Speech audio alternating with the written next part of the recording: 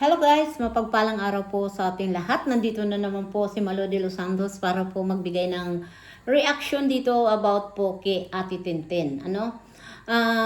Yun sa vlog nga ni Daddy Frankie at binalikan nga po si Ate Tintin at dinalahan nga po ng grocery dahil sa tulong po ng sponsor. Alam niyo po mga kapatid, naaawa ako kay Ate Tintin dahil gusto niya na pong bumalik sa shelter ni Daddy Frankie. Dahil wala siya daw, naiinip daw siya at wala siyang magawa doon dahil alam naman natin na ang isang pamilya na wala naman po talagang kakayahan, doon ka lang na ikot-ikot ay parang wala.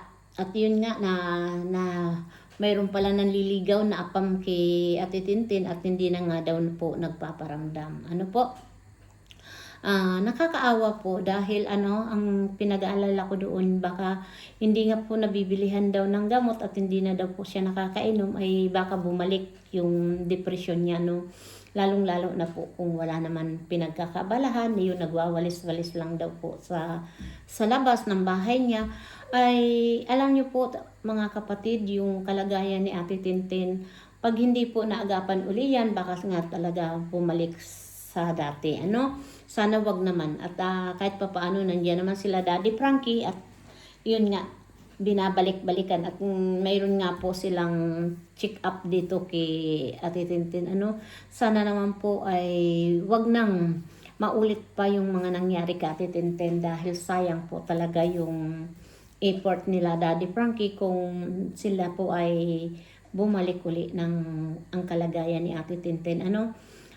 Noon natatandaan ko po si Ate Tintin na gusto niyang magkaroon ng tindahan.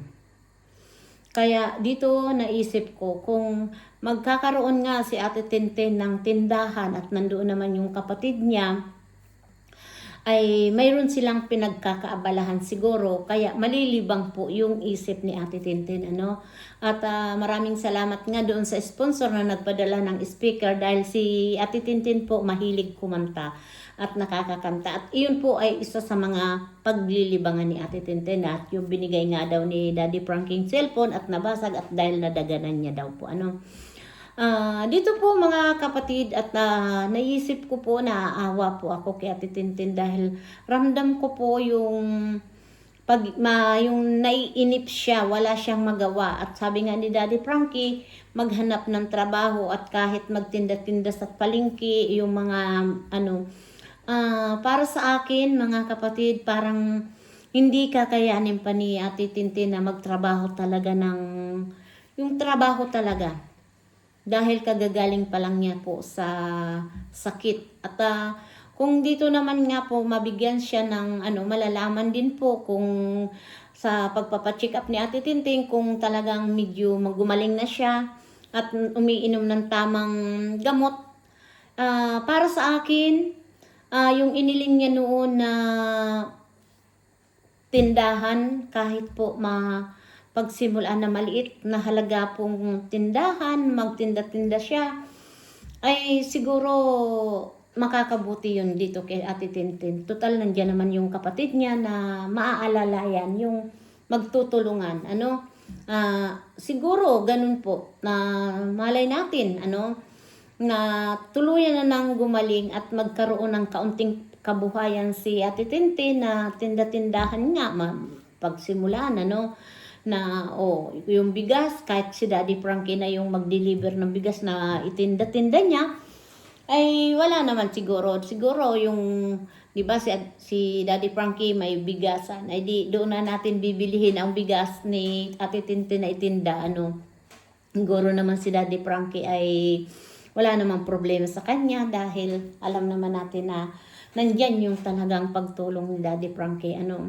Ang mahalaga, yung tuluyan na talagang gumaling si Ate Tintin na hindi na bumalik sa dati. Dahil nakakaawa po. Dahil alam niyo kahapon, yung pananunood ko, yung premiere ni Daddy Frankie, talagang naaawa ako. Dahil sa kagustuhan niya rin na magkumita at gusto niya talagang magtrabaho kay Daddy Frankie doon sa shelter. Siguro pwede naman Daddy Frankie. At kahit papaano ay tulong-tulungan na lang natin na parang wag nang bumalik yung depression niya. Dahil talaga alam niyo po, ang kahirapan talaga sa buhay, lalong-lalo na kung kulang sa pagkain.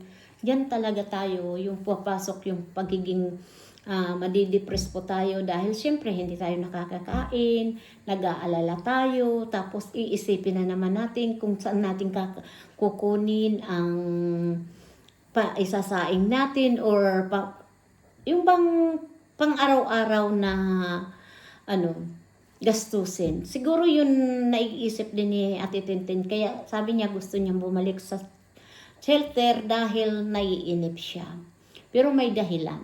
Alam ko, may dahilan na kung bakit gusto niya talagang bumalik sa shelter ni Daddy Frankie. Dahil doon kahit papaano may nakakausap siya at nakakakain ng maayos na kahit papaano nakakatulong-tulong kay Ate Pili.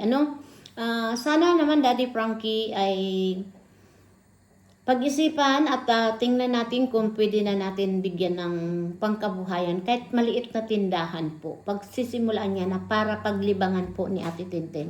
Yun lang ang tangi ko pong suggestion dahil talaga yun ang gusto ni Ate Tintin na gusto niyang magtayo ng maliit na tindahan. Yung pagkakalibangan niya talaga po mga kapatid.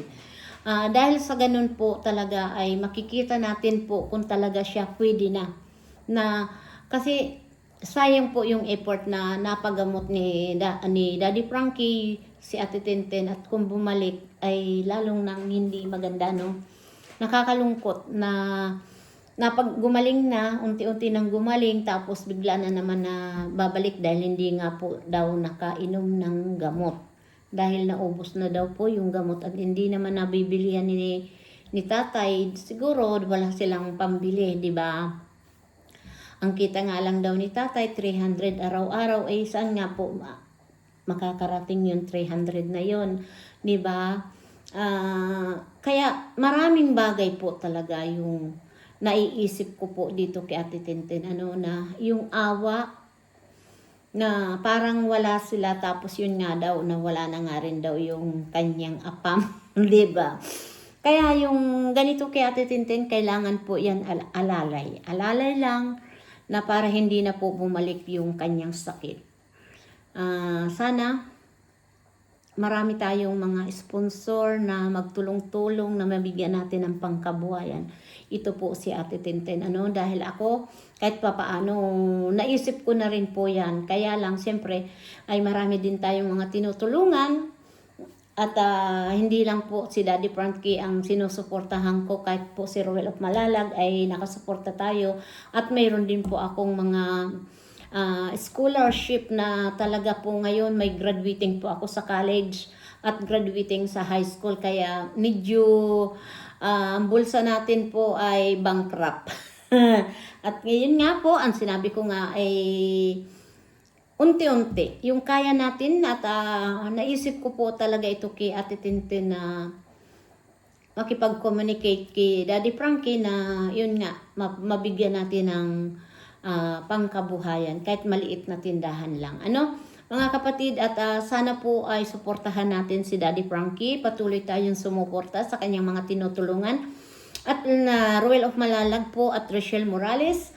At syempre po si Pugong Biyahero, si Cathy Cram. Suportahan na lang natin yung talagang mga charity vlogger talaga. Yung totoong tumutulong po sa ating mga kababayan na walang kakayahan po na maghanap buhay, lalong-lalo na po yung apat na magkakapatid, yun ngang si John Paul po at talagang nakakaawa po at ang kalagayan nila na yung mabuti na lang yung talagang gustong manakit kay Daddy Frankie, susuntukin sa Daddy Frankie, naging mabait na rin.